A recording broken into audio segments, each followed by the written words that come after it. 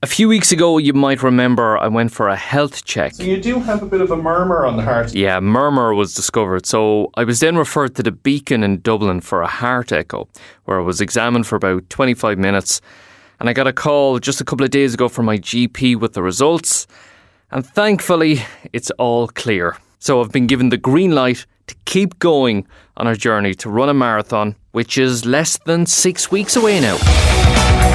Get active with Midlands 183, powered by HearMed Healthcare in the heart of Tullamore. Here when you need us. HearMed.ie. I called back into Collegan and Physio Central in Tullamore, just across from the hospital, and I got a little more treatment on the calf, and the new plan was to walk 2 minutes and jog at marathon pace for 30 seconds. Do that 16 times.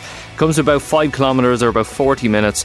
Then another day to walk 1 minute 30 seconds and jog for 1 minute at marathon pace 16 times again to test out the injury. So hopefully all goes well this week. We've about a week and a half to go until the half marathon in Mullingar, and one of those running with us on the day is Midlands 103's head of sport, David Hollywood. So let's see how David's getting on. First things first, congratulations on finishing your first race, 5 mile in Collinstown. There is no better feeling, and you may well get addicted to running in these races, especially if the leg's holding up as it is. So well done on your recovery. From our perspective at the Tullamore Harriers, this evening was 8 by 800 metres. Absolutely blasted that session. Totally and utterly emptied, but great fun nonetheless. Got a long run in on Sunday as well. Did 18 slow K out towards Lenally. Happy with that too. Keep up the good work.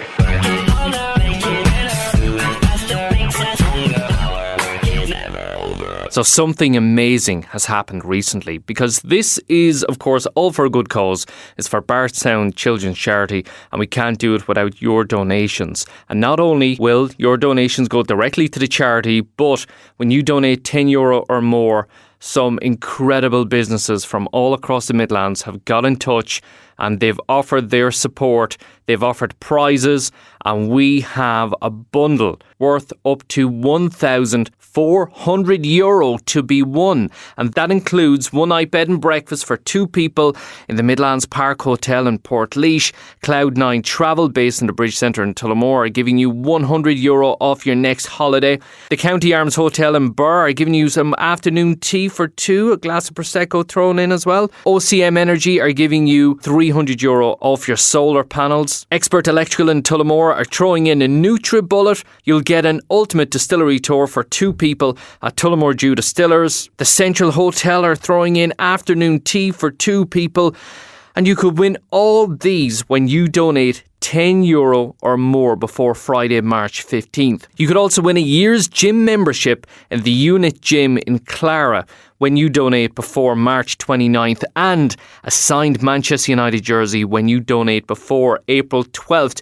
And you can donate right now through Midlands103.com. Just click on Get Active with Midlands 103. That'll take you directly to our iDonate page, and you can find the link pinned to the top of our Facebook page, and you can find it on our Instagram page as well. So best of luck. I wrote the marathon to the very last mile. Now, test run number 1 went well, thankfully, and that took place on grass as opposed to on the road, just to ease back in, and no sign of the old injury flaring up again, thankfully. Then I took to the roads on the bike, where I covered 47 kilometres, doing the Mullingar half marathon route twice. Then it was time for test run number 2. Run test number 2 done and passed, thankfully. 5 kilometres, about 38 minutes. I have a combination between walking and jogging. Oh God, thanks be to God. Thanks be to God that passed.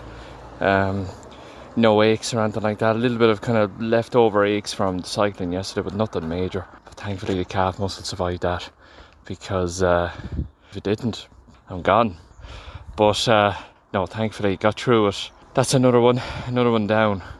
Please God, please God, we're on the road to recovery. God, I'm so happy. I'm just absolutely ecstatic.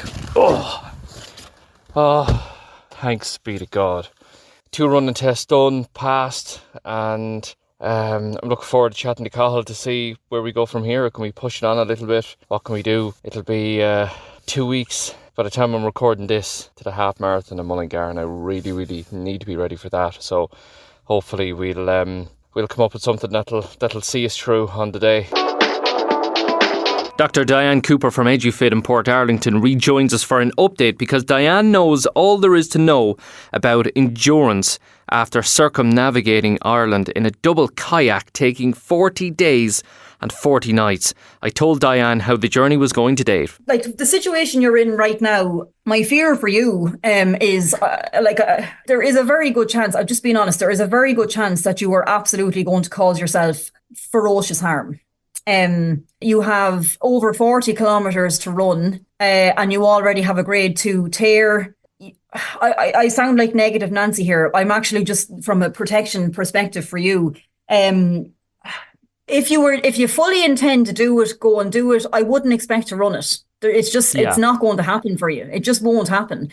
And there's a very good chance that calf won't make it. If it does, just be mindful that you'd really need to take care of it for many, many weeks after, I would say. So look, I'm not going to discourage you to do that, but there's very likely going to be an undesirable consequence, and that's just something you have to accept, I think. My plan is to, let's say for the half marathon, what I'm going to do, look, if I have to walk it, I'll walk it. You know what I mean? As long as I get to the start line, get to the finish line, that's my priority.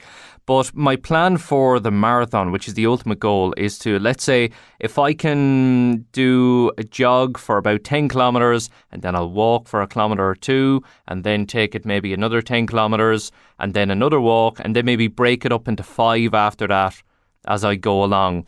Does that make more sense, Diane? Would that ease the pressure on the body? You'll be forced to do that anyway, Peter. To be honest, you won't have another option. But what I would say to you is, first of all, make your goal the half marathon, because that's going to tell you a lot of what you want to know, right? Mm-hmm. So take the approach you're taking for the half marathon, run, walk. And then be mindful that that's only obviously half of what you need to do. Yeah. So I actually think there's no point in discussing the marathon right now. I think you need to do the half marathon. You need to see how you get through it, and you need to see, can your calf tolerate it? And if it can't do the half, it's absolutely not going to do the full. So my best advice would be set your sights on the half, keep going. You're in treatment, you're trying to keep your cardio up, you're doing the best that you can. I would say keep going with the approach that you have, do your half marathon, and then evaluate where you are in relation to what's next. What should I avoid in the meantime, Diane? Is there anything, in order to, I'm at a point now where I need to switch up things a little bit more, need to be more conscious of my diet.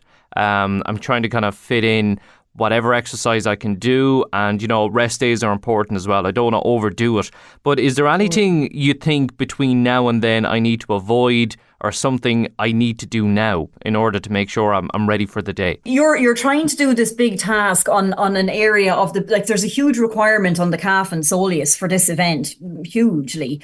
And it's already battered. So I don't. The only advice I can give, to Peter, if we were to start again, and maybe we might have a chat if you ever decide to do a marathon next year. The goal would be to give yourself more time, and obviously, slow and steady, and not get injured and all the rest of it. But we are where we are. Nutrition is so important. It's absolutely so important. But the marathon is so long. You'll know what this feels like once you do one. But it's all about the conditioning in the body. You can't bluff your way through a marathon. So once you start hitting 17, 18, 19 plus miles, this is where all the hard work should kick in and should help you get through the last 6 or 7, which is where the real endurance test comes, of the mind and of the body. And if you were never injured, once you start hitting 20 miles, things start to change for everybody. Which of course you're going to get great experience at in the next few weeks. So the only advice I can give you at the moment, it's just, you're not in an ideal situation. So the only advice I can give you is you just need to protect that calf the best you can. You need to stay in treatment. You need to obviously not put, ideally you wouldn't push through those types of injuries, but sure, what do you do now? So I don't have any really specific advice in that. I feel like you don't have a chance of doing the work that needs to be done. And I know that sounds really negative. So therefore, your only option is to kind of struggle through the best that you can, but not cause yourself any more harm. And the only way that you're going to do that is, like, your big test is going to be that half marathon. So you need to do that, take the approach that you're taking, and you need to make a call after that as to what your body will do or won't do at that time. And the half marathon, to be fair, is a very good test. So I think that is, if in your case, I think that is a good approach, and I'd get very focused on that. The plan was to, at this stage, we should be tapering almost. We should have peaked with about 30 kilometres already, let's say last week. And we were planning to do the half marathon while tapering down. But my thinking was, if I do a half marathon on St. Patrick's Day, then the following week I do a little bit more than a half marathon and then I taper. Is that cutting it too fine? Peter, genuinely, there's no time for tapering in your plan, because you haven't actually got up to a level of training that would allow you to taper. So in your case, I wouldn't actually do that.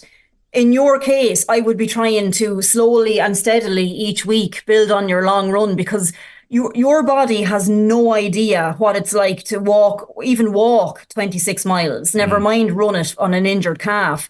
So you don't have time for tapering. So like my tapering for you would be like 2 weeks beforehand, where you're taking it down, because you don't have the level of endurance yet that you need. So normally people would be up at the 20-mile mark at least, or up at the 22-mile mark, and they will have done this for a number of weeks. And so the body has done a lot of high mileage. They've done a number of weeks between kind of 18 and 22, 23 miles. And then they start to taper down. Whereas your body doesn't know what that is yet. It hasn't even experienced it. Yeah. So I would keep trying to see, can you even get up? Now, this is assuming your calf will take it. I'm not saying push. I would never advise push on injured muscles. But, I know you're going to do the best that you can, which is all you can do at this point. But I wouldn't be tapering down that early. You need to get up and you need to see what 15 miles, 16 miles feels like. And then in the last 2 weeks, then obviously you give yourself some rest, because your calf is certainly going to need it. So keep going until about 2 weeks before the marathon, and then start to ease off from there. Yeah, for you, that's what I would do. I probably wouldn't advise that normally for other runners, but for you, Peter, I think your body needs to see what it's like to get into that high mileage. That's 100%, Diane. That's definitely what I need. Just the 6 weeks kind of threw me off a little bit, so I'm following a plan, but then the plan never goes to plan. So I'm trying to do what I can in the meantime, and hope for the best, really, at the same time. Absolutely. And I can see, like, it can be confusing to understand what to do, but the way it would go is, if you were giving yourself 18 weeks for a full marathon, if the plan says that the last 6 are tapering, that effectively gives you 12 weeks or 3 months to go from nothing to a full marathon, which is, to me, there's no hope of anyone coming out well the other side of that. So just note for future self, I would never, ever, ever give yourself 3 months to kind of run a marathon and then taper. It would never. I might do that for a 10 miler, but I wouldn't do it for a 26 miler. So just for you, we'll change the rules. Get up into the mileage. See, can your calf tolerate it? Because what you don't want, Peter, is your biggest test is going to be the half marathon, and you will learn a lot from that. But you don't want to go into your marathon never have gone past 13 miles. Okay. Because you don't want to be halfway around the course and then you land in serious trouble and you have a huge distance to get to any sort of help or rest or relief like that. You just don't want to be in that situation, which is why I'm saying, see how you get on with the half marathon, and then you absolutely need some experience up in the higher mileage. No, that's 100%, Diane. You mentioned endurance there a couple of minutes ago, and endurance is something I'm not used to, but I did a 14-kilometre walk, because I'm not allowed to jog. So I did a 14-kilometre quick walk, and about halfway through, it hit me. Where do you get the strength from to keep going? When your body is asking all these questions of, oh God, do I have to do this? And, can I drop out? Where do you get that kind of mental strength from, Diane? When you're, obviously what you've done is absolutely mind-blowing. Where do you get, like, when you're halfway through, you're at your low point, what do you focus on to get you through when your body is saying, just give up? the answer is what we've been talking about for you, which is what unfortunately you don't have is practice, right? So like I'll just give you an example. I'll just say before I answer that question. So I my background is ultra endurance, and for many years I did ultra running and ultra mountain biking and stuff like that. But for that particular challenge, my partner was injured from running. His running days were over. So we decided, look, let's do something very few people have done, something that would really push us and challenge us, because we've done so many other things. But this was a big one. So this was like it was 40 days, and it was probably it was up to 17 hours a day of actual paddling. And then by the time you pitch your tent and you cook a bit of food, because it's self-supported, there's no one obviously around to help you. So you're down to a couple of hours sleep if you get any. You have to go again then and do it kind of 40 days in a row. But how it starts, Peter, is how you started. So I remember we took out the double. We bought this double we'd never been in before. We took it out and we took it to, now at the time I was working ferocious hours. I was doing 80-hour weeks, trying to finish PhDs and all sorts of stuff. So we took it out on the canal and I said, right, okay, here we go. Let's do an hour. And we did an hour. Now there's no waves or, strong currents or storms or anything like that on the canal. So it's nice and flat, 1 hour. And I was so exhausted coming home from that hour. I had to go home and go to bed. So there's your starting point, right? So we have decided, so we have 6 months to do this 40-day challenge, which includes storms, which includes it's a very unforgiving environment. But obviously we have experience. So I am very experienced in picking apart challenges and, working out your nutrition, working out your training plans. But the big thing, Peter, is, and you're learning this right now, is to give yourself enough time. So we start at the finish line and we know, right, we have to do 40 days, 17 hours a day, and then we work backwards. And then you make the plan based on that. And I always worked in a 4-week cycle. So I did 3 weeks of, hard training and then 1 recovery week. Now, that doesn't mean you do nothing. It means that you take the intensity out of your sessions, or you make them a bit shorter, or you'll remove hills or do something, but you'll allow for that recovery week. And that is where everyone gets fitter and stronger. And that is where most people go wrong, because they just keep pushing and pushing and pushing and pushing, and they don't give themselves enough time. That recovery time in each month is where all the adaptations happen. And you asked about mental strength. The mental strength picks up with the physical strength. So as you slowly and systematically pick your way through your training, and you're ticking them off your training plan, and they're getting slightly longer and they're getting slightly more difficult over time, the mental strength picks up in exactly the same way. If I was to draw a graph of physical endurance and then mental endurance, they will follow each other.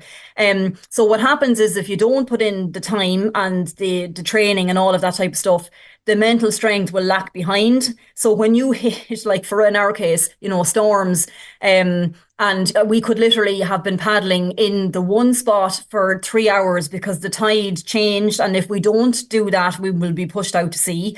It's a whole different thing. So we had the experience to know you can't rush that. You plan and you prepare and you train systematically, and that's where the mental strength comes from. So your mental strength comes from the confidence in knowing that you have the physical ability to do it. Absolutely. So every single training session that you do and that you achieve and you learn something from it, your body and mind is getting fitter and stronger in sync. And then, when we get out, like I said to you, get off the treadmill. Like, there was no point in me training on a canal. Like, I was going to encounter the ferocity of the Atlantic Ocean during storms and everything. So, it would have been absolutely crazy for me to train on a canal. So I had to get out into the environment. So we plan our training weeks. We get out, like when I started in January, when we were training on rivers, we were cracking ice to get into the rivers. We had to, practice rolling, because if the boat rolls over because it's been bashed with waves, you have to be able to right yourself, or you're in freezing cold water and you now have serious situation. So we rolled and rolled and rolled and refined techniques and practice techniques in water that would literally, it's so cold that you after a number of times it's nearly painful, and you can be completely disorientated. So you're practicing all of these situations. practice, refine. And then over the weeks, look, I can do this. I have worked on this. I have the skills. I have the navigational skills. I have the endurance. Like, that's another thing. Like, to do anything for 17 hours, you need to be endurance trained. If you're endurance trained, your body will happily take away using your body fats for energy. And we have lots of body fat to use for energy. If you're not endurance trained, what happens is you quickly move over into needing to use up your carbohydrate stores, and they're quite limited. And then people start getting, the concentration slips. You're getting tired, you're getting cranky, your mental resilience is slipping, you're making mistakes. A lot of that comes down to the level of conditioning that you have, and you're planning your nutrition and everything around that. So it's a huge science, actually. But it all comes from practice. Give yourself enough time. You cannot rush training. No matter what way you slice and dice it, no matter if you have 20 years experience, for every single event you do, you cannot rush the training. Or if you do, you will be minus that physical conditioning or minus that physical strength, or it's going to take you forever to recover, or you're going to get injuries and, illnesses and all sorts of stuff. And that is the reality of it time and time again. So practice and experience, Peter, is like, you start at the bottom of the pile of resilience physically and mentally. And as you keep chipping away at it, one at a time, that's where it all comes from. Listening to what you had to go through to kayak around the country, marathon looks like a day in the park. But Peter, what I would say for yourself and for listeners, like, everyone has to start somewhere. And I remember starting my first 5K. And I remember my first time on a bike. And I even in relation to the kayaking, I didn't have a big kayaking experience. We went around Ireland in the end of June, and I got in the sea kayak for the first time at the start of January. I wouldn't recommend that, but I had such faith and confidence in my previous 20 years experience. I knew I would be able to develop the skills, but I also knew that if it came to it and I couldn't, I would not endanger myself or my partner by getting into that boat if I couldn't handle it. So that's where the experience comes from. But everybody has to start somewhere. And you're talking about injuries. Like, we have seasoned marathon runners that pick up an injury. They have to start again. They have to recover, start again. After I had my little girl, after a hard pregnancy, I had to start all over again. And there will be times constantly in life where we have to start all over again. But the principles are the same. You pick your challenge, you give yourself enough time, you put in the work, and you get advice when you need it, and that's how it works. Follow our entire journey from the start on the podcast section of Midlands103.com, or where you get your podcasts. You can just search Get Active with Midlands 103. Get active with Midlands 103, powered by HearMed Healthcare in the heart of Tullamore. Hear when you need us. HearMed.ie.